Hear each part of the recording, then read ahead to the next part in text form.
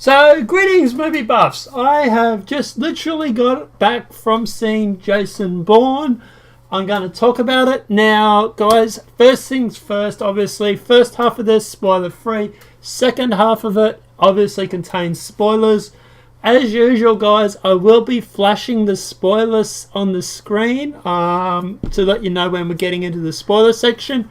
The normal first part will have everything but the breakdown on the story. So you'll still get your rating and everything like that. The only thing you're going to miss is basically the breakdown of the story and the spoilers, and that's it. So apart from that, guys, let's just jump straight into it, and we're going to talk about Jason Bourne. And I can already hear the theme song in my head still. Love it. So first things first, guys, Jason Bourne. Yes, Matt Damon is back playing Jason Bourne, aka David Webb. Obviously, this is a continuation of the storyline. I believe it's been about 10 years since we last had Jason Bourne, so it was well overdue.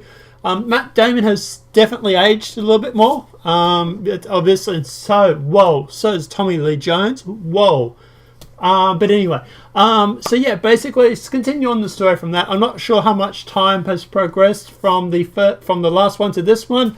I would guess probably a couple of years. If I had to guess, but they don't really go into much storyline. So basically, what's this about without getting into sort of spoiler territory? Basically, Jason Bourne is off the grid, just living his normal life, doing his normal fighting and killing people with unarmed combat, or fist-to-hand combat. Nikki, the previous girl from the previous film, she's in it, the ex-CIA operative.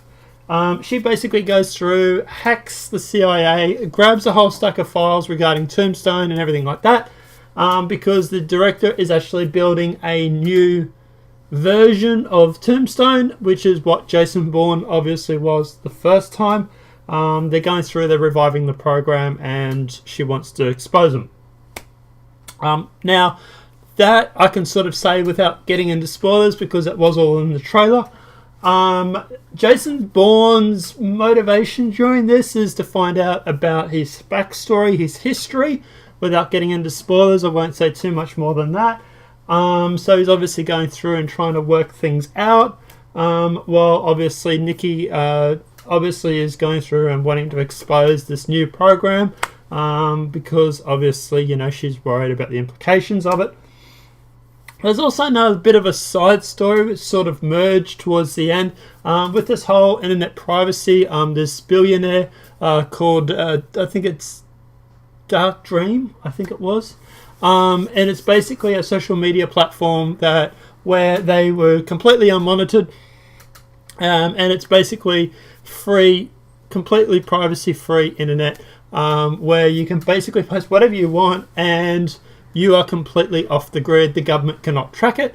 Obviously, the CIA want access to it, and that sort of story is running in the background as well. Special effects. Not a lot of special effects in it, because obviously it is a lot of general, down-to-earth sort of action film. You know, there's obviously car smashes and stuff like that, but it's not like Star Trek where you're going to see ships flying around. So the special effects that were in it were good. You got the Jason Bourne theme at the end, which is amazing. I love that theme song so much. Plotline was pretty decent. It was really good, actually. I enjoyed it. Talking about the sort of plot, it sort of wasn't really action packed. You know, if you're going into the movie expecting it to be non-stop action, there are highs and lows in it, which is not a bad thing. I'm going to say. I actually quite enjoyed the storyline. It sort of wraps up. It wraps up pretty quick. It gets straight into the action pretty fast as well. And the end of it, it's sort of just one problem I had was the end scene. Everything sort of gets wrapped up in about half an hour, 20 minutes, half an hour. You know, all the loose ends are tied up in that time. Which I suppose, you know, at the end of it's not too bad. It does go to over 2 hours, so you can't make the movie much longer than that because you would have to give your people intermission. But yeah, it does sort of wrap up pretty quick. The actors, Tommy Lee Jones was amazing. Matt Damon was amazing. Everybody did a really, really good job. I liked all the acting in it. I liked the storyline. I liked the special effects that were in it. There wasn't a lot, but yeah, they were good. Music, sound, everything like that was really good. The plot line, storyline, everything like that was really well done. And it is sort of set up for another movie, of course. They're always going to set that up, I suppose, aren't they? But yeah, it was a really, really good sort of, sequel to the previous movies. And it's good to see that Jason Bourne, the movie, is still kicking ass. The fight scenes in the movie are still, I find, are a little bit hard to track sometimes because they're so fast and cutscene wise. I've always noticed that with the Jason Bourne films, that the hand-to-hand combat, it really does make you sit there for 5 seconds and go, whoa, who just won that fight? Because I've got no friggin' idea. So there was always that part of it. But that's the only problem I really got, was just the fact that it's just sometimes hard to work out, who's winning the fight. If a fight goes for like 2 minutes and you're sort of guessing for like 30 seconds to a minute, you basically wait till someone walks away and you're like, oh, okay, that's fine. Predictability, it's a little bit predictable, not a lot. It is a little bit though. You do know, obviously, that wrapping it up, you do know what he's going to do, sort of thing, or what he's going to try and do. But there was a couple of twists in it, so that was good too. But apart from that, guys, look, movie-wise, I'm going to have to say probably 8.5 out of 10. I really did love this movie. I know I say that every time. I am a huge movie fan. I am yet to see a bad film that I haven't liked. I don't know, maybe I'm just picking all the really good ones. Probably reason why. Next movie I'm going to go and see, I am seeing a midnight screening of Suicide Squad. So I will be able to do that. That is coming out literally at midnight on that Thursday day, or Thursday night, or Thursday morning. But then I do have to go and run off to work, so it will be a little bit later after that. It'll be a couple of hours after that. Like I said, worthwhile seeing? Definitely. Guys, definitely go and see it. It does make references to Snowden.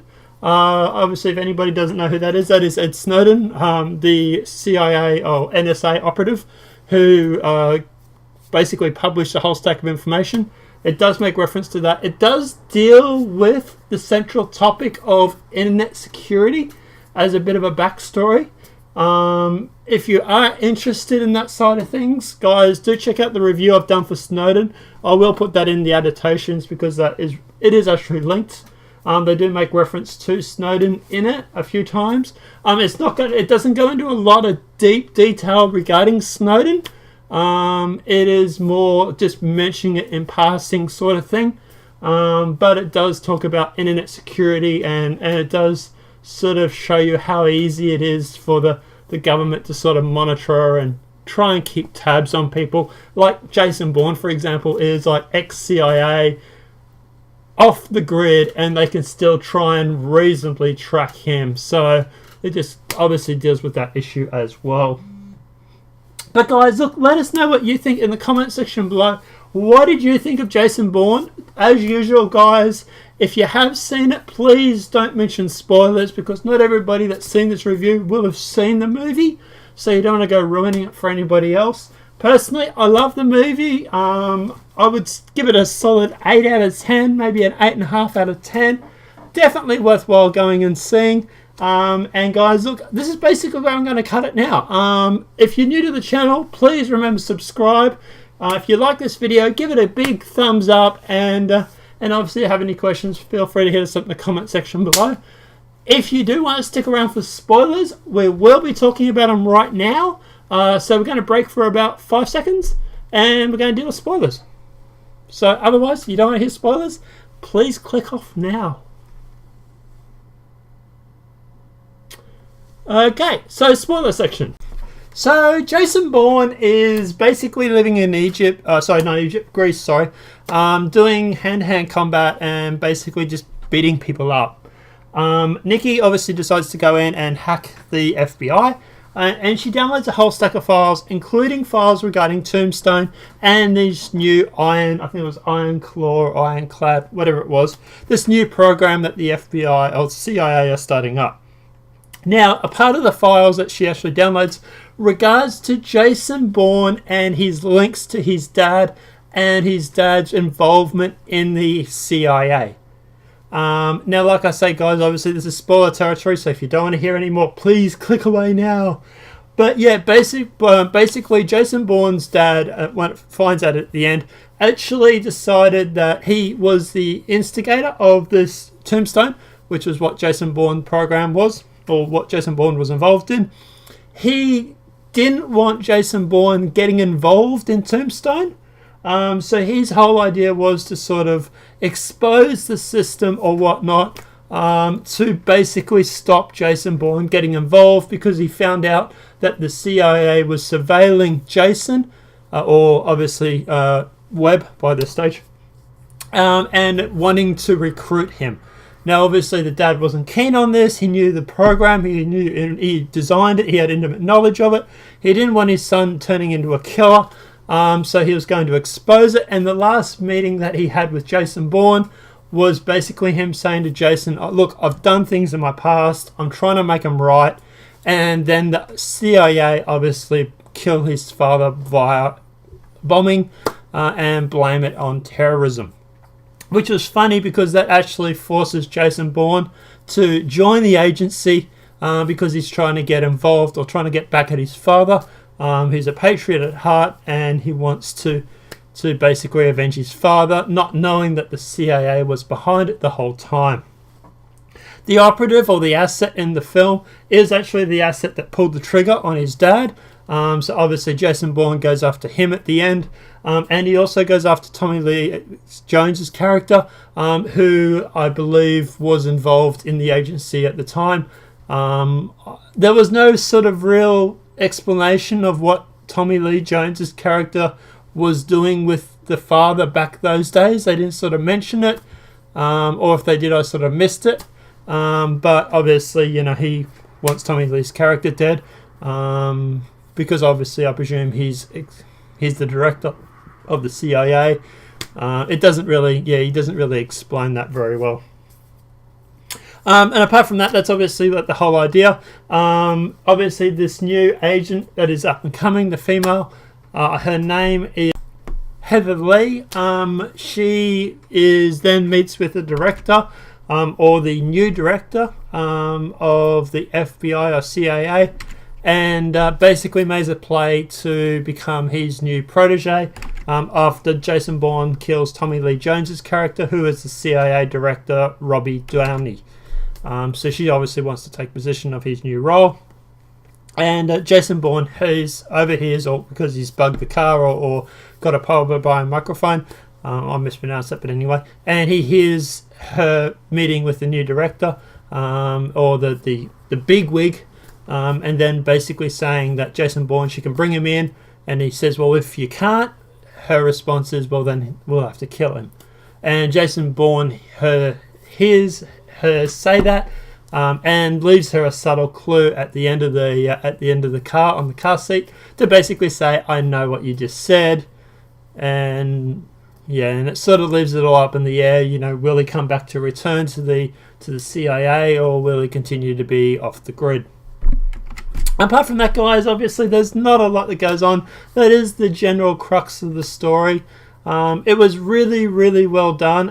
Vince Cassel, he's the asset. He did a really, really good job. Very believable as a bad guy. And Nikki Parsons' character is played by Julia Stiles. She did a pretty good job, but she gets killed pretty early on in the movie as well. Matt Damon was amazing. Tommy Lee Jones was amazing. But yeah, it was a really, really good film, and it does deal with the whole internet security and monitoring and policing and stuff like that.